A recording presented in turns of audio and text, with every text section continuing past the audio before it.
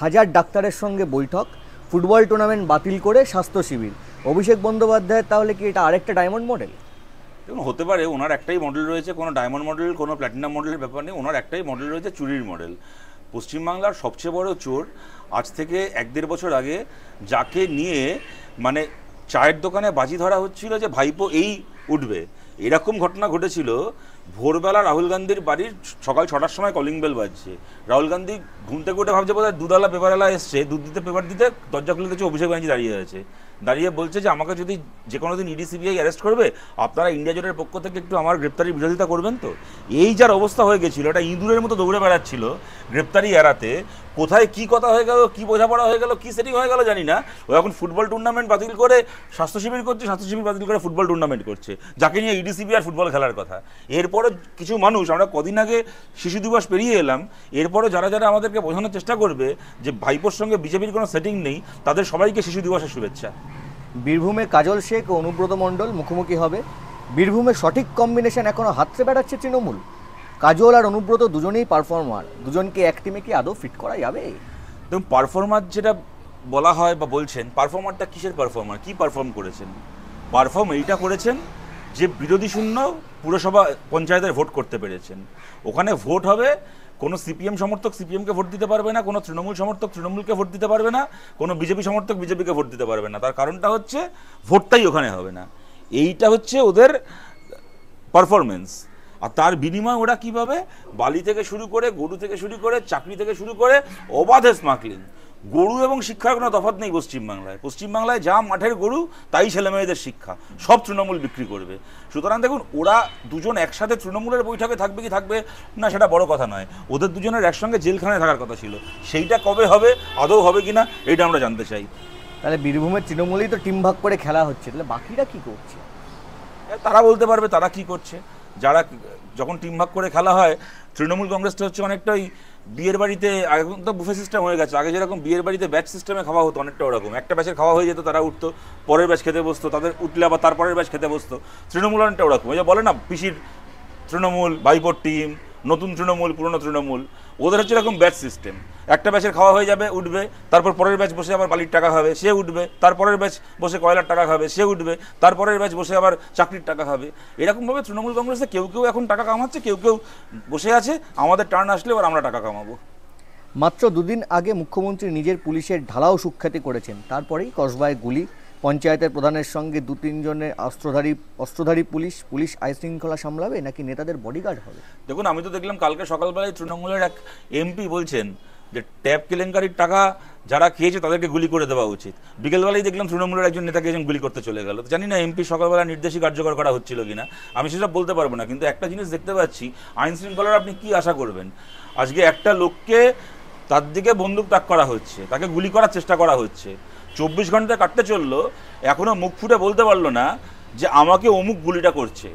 এমনকি সিপিএমের বিরুদ্ধে দোষ দিতে পারলো না, এমনকি বিজেপিকে অভিযুক্ত করতে পারলো না, কেননা নিজেও জানে যে সিপিএম এটা করতে যায়নি, বিজেপি এটা করতে যায়নি। আর যে করতে গেছে তার নাম যতদিন তৃণমূলে আসি মুখে আনতে পারবো না। গুলি খেতে হতে পারে, কিন্তু তার নাম মুখে আনতে পারবো না। এই যদি এখন ওদের অবস্থা হয়ে যায় যে মার খেতে গিয়েও কে মারছে, গুলি খেতে গিয়েও কে গুলি করছে, তার নাম মুখে উচ্চারণ করতে পারছে না, তাহলে সেই দলকে কি বাঁচাবে পুলিশ? আর পুলিশ কি আইন শৃঙ্খলা সামলাবে? এখানে পুলিশের কাজ ওই তৃণমূল কংগ্রেসের ছোট বড় নেতাদেরকে রাস্তায় দাঁড়িয়ে স্যালুট করা ছাড়া পুলিশের আর কোনো কাজ নেই পশ্চিমবাংলায়। ভর্সন দিয়ে কাউন্সিলরকে প্রায় পয়েন্ট ব্ল্যাঙ্ক রেঞ্জ থেকে গুলির চেষ্টা, জনপ্রতিনিধি নিরাপদ নন কলকাতায়। জনগণ কিভাবে নিরাপত্তা নিয়ে আশ্বস্ত হবেন? জনগণ তো পশ্চিমবাংলায় প্রথম কথা নিরাপদ নয়। পশ্চিমবাংলায় যা খুন সন্ত্রাস ধর্ষণ হচ্ছে তা অতীতের সমস্ত নজিরকে ছাপিয়ে যাচ্ছে। কিন্তু এই যে কসবার ঘটনা নিয়ে আপনারা জানেন, এই সুশান্ত ঘোষকে 2021-এর বিধানসভা ভোটের আগে তৃণমূলের একটা বৈঠকে জাভেদ খানের লোকেরা মেরে হাসপাতালে ভর্তি করে দিয়েছিল।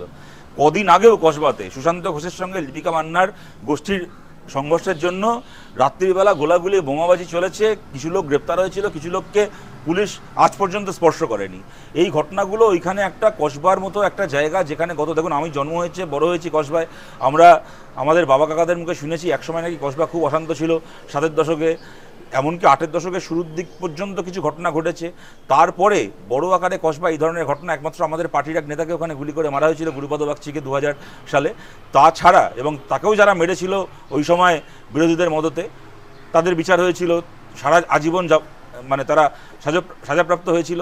তার বাইরে কসবায় মানুষ শান্তিতে বসবাস করতো, এবং গতকাল এই ঘটনা যেখানে ঘটেছে অ্যাক্রোপলিস মল সংলগ্ন ওই চত্বরটা, ওখানে এখন মানে কলকাতা শহরের সবচেয়ে মানে যাকে বলে পশ এলাকাগুলোর মধ্যে অন্যতম হয়ে গেছে এখন। সেই এলাকায় যদি এরকম ঘটনা ঘটতে পারে, রাজ্যের একজন, এবং ওখানে খালি কাউন্সিলরের বাড়ি নয়, পাশের বাড়ি রাজ্যের একজন মন্ত্রীর, যিনি কিনা আবার ওই কাউন্সিলরের সম্পর্কে বিজনেস পার্টনার, সুতরাং তার সেই এলাকায় যদি এরকম ঘটনা ঘটতে পারে, কোনো ভয় নেই ডর নেই, সন্ধ্যাবেলা কেউ এসে, এর দুটো মানে হয়। এক, এটা ওই কাউন্সিলরের নিজের সাজানো একটা অর্কেস্ট্রেশন, যে কারণে 24 ঘন্টা প্রায় কাটতে চললো, কিন্তু এখন অবধি নিজে মুখ ফুটে বলতে পারলেন না যে আমাকে অমুক মারার চেষ্টা করেছে, কাউকে অভিযুক্ত করতে পারলেন না। ওনার নিজেরই এটা একটা সাজানো একটা যে কারণে পিস্তল তাক করা হয় কি বন্দুক তাক করা হয়, কিন্তু ট্রিগার চাপা হয় না, গুলি চলে না। আর না হলে সত্যি সত্যি ওদের গোষ্ঠীদ্বন্দ্বের জন্য এমন অবস্থা যে তৃণমূল কাটাকাটি করবে, তোরা মানে মরবি যা পারিস পর, কিন্তু ওদের জন্য যে সাধারণ মানুষ ওখানে শান্তিতে বসবাস করতে চান নিজের পরিবার নিয়ে, তার আজকে বাড়ির সামনেটা এখন একটা মানে যুদ্ধক্ষেত্র হয়ে গেছে। নিজের লোকসভা কেন্দ্রে বা ফুটবল টুর্নামেন্ট বন্ধ করে চিকিৎসকদের নিয়ে কর্মসূচি, নিজের লোকসভা কেন্দ্রে হেলথ ক্যাম্পের পরিকল্পনা, আরজিকর আবহে অভিষেকের এই উদ্যোগ। তবে কি আরজিকর কাণ্ডে শাসক দলে যে মুখ পুড়েছিল সেখান থেকে বেরিয়ে আসার ক্ষেত্রে এটাই ভরসা অভিষেকের? আসলে কি বলুন তো, মুখে যদি মুখ পোড়াটা কী ধরনের মুখ পোড়া, কারোর যদি মুখে একটুখানি মানে সূর্যের তাপে ট্যান পড়ে যায়, তাহলে একটুখানি শুনেছি নাকি শশা ফসা দিয়ে একটুখানি বরফ টরফ ঘষে সে ট্যানকে তোলা যায়।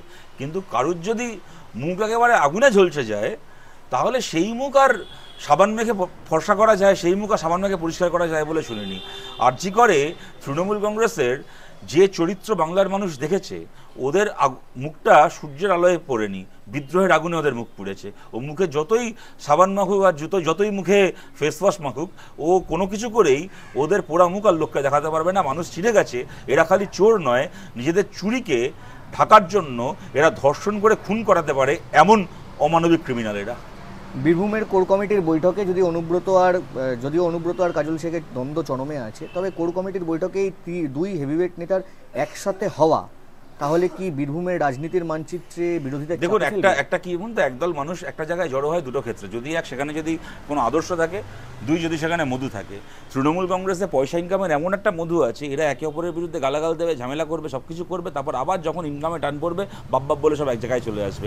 এই সুশান্ত ঘোষ, জাভেদ খান, কসবা, এদের মধ্যে ঝামেলা ঝঞ্ঝাট সুবিদিত, সবাই জানে কি গোলাগুলি চলেছে, কি হয়েছে। আবার এদেরকেই কখনো দেখি একসঙ্গে এমএলএ কাপ কাউন্সিলর কাপ করছে, আবার দুদিন পরে শুনি এমএলএর লোক কাউন্সিলরকে ধরে কেলিয়েছে আর কাউন্সিলরের লোক এমএলএকে ধরে গালাগাল দিয়েছে। সুতরাং এদের কখন ভাব কখন আড়ি এরাই জানে। পয়সা একটু কম হলেই এদের আড়ি, আবার যখন টাকার সাপ্লাই শুরু হয়ে যায় তখন আবার ভাব হয়ে যায়। সুতরাং এগুলোকে আমরা সিরিয়াসলি নিচ্ছি না। আমাদের কাছে একটা রাজনৈতিক লড়াই মানে হচ্ছে কাজল শেখ, অনুব্রত মণ্ডল, দুজনের হাত থেকেই বীরভূমকে রক্ষা করে বীরভূমের মানুষের বীরভূমে পরিণত করার লড়াই, বীরভূমের মানুষের হাতে বীরভূমকে তুলে দেওয়ার লড়াই। আচ্ছা, আবাস নিয়ে একের পর এক অভিযোগ, তালিকা নিয়ে ক্ষুব্ধ খোদ তৃণমূলের উপপ্রধান পুরুলিয়াতে। অভিযোগ, যোগ্য ব্যক্তিদের বঞ্চিত করা হয়েছে, যারা ছৌশিল্পী তাদেরই বঞ্চনা। শাসক দল যেখানে লোকশিল্পীদের জন্য একের পর এক প্রকল্প করছে, সেখানে আবাসে তারাই কিনা ব্রাত্য।